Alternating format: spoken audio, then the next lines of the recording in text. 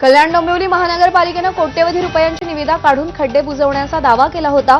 मात्र पावसाळा संपत आला तरीही रस्त्यांवरचे खड्डे कायम आहेत। महापालिकेच्या हद्दीतील अनेक रस्त्यांची अक्षरशः चाळण झाली आहे। वाहन चालक आणि पादचाऱ्यांना दररोज त्रास सहन करावा लागतोय।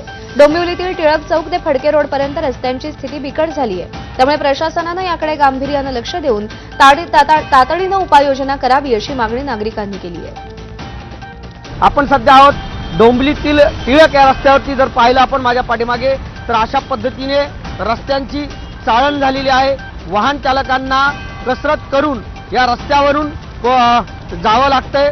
खरं पाहिलं तर अक्षरशः या रस्त्याची चाळण झालेली आपल्याला याच्यावरून दिसत आहे। त्यामुळे कल्याण डोंबिवली महानगरपालिकेने कोट्यवधी रुपये खर्च केलेला आहे खड्डे बुजवण्यासाठी। मात्र अजूनही खड्डे बुजवण्यात आले नसल्यामुळे नागरिकांकडून आश्चर्य व्यक्त केले जात आहे।